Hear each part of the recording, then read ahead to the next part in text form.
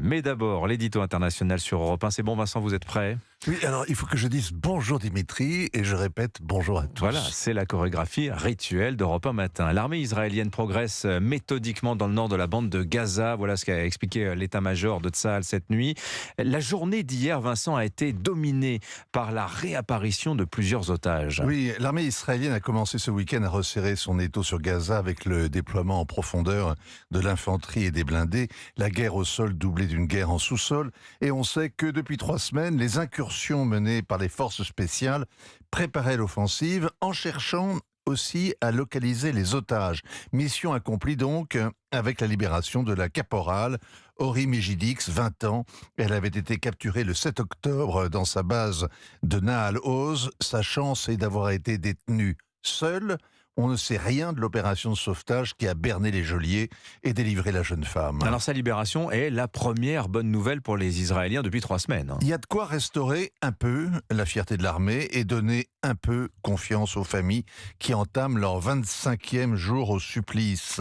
Ori Megidix, c'est la preuve vivante que l'armée israélienne mène de front ses 2 missions, écraser le Hamas, mais sans sacrifier ses prisonniers. Ce premier succès doit aussi conforter Benyamin Netanyahou, qui a toujours cru aux opérations commando. Il reste à jamais le cadet de Yori Netanyahou, mort héroïquement il y a 45 ans en commandant l'opération Entebbe pour délivrer une centaine d'otages. On attendait la riposte du Hamas.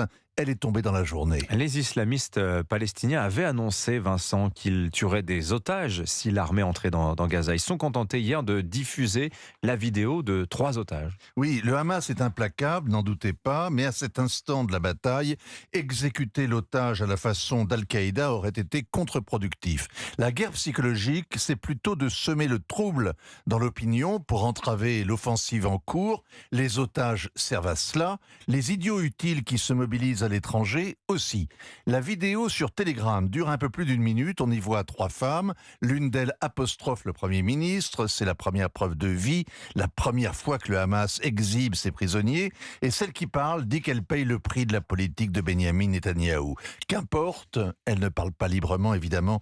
On mesure sa détresse, sa vie ne tient qu'à un fil, comme celle des 238 autres, du plus jeune otage qui a 9 mois, au plus âgé, 87 ans, comme les militaires qui sont aussi en quelque sorte des otages, puisque personne n'imagine que les terroristes traitent leurs prisonniers de guerre selon les conventions de Genève. Le Hamas prétend ne pas savoir combien il en détient, mais que 50 d'entre eux sont morts sous les bombardements. L'armée israélienne a retrouvé en tout cas hier une partie du corps d'une jeune Allemande qui participait à la rave party, qui avait été blessée et que sa mère avait identifiée en visionnant les vidéos de l'attaque. Shani Louk aurait été violée, torturée, décapitée.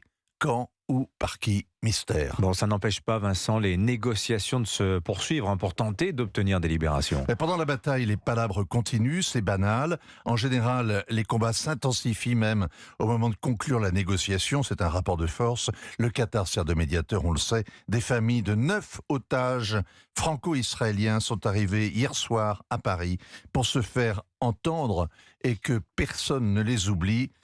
À vrai dire, on aurait du mal à les oublier. Signature Europe 1, Vincent Hervouette. Merci beaucoup, Vincent. 7h46.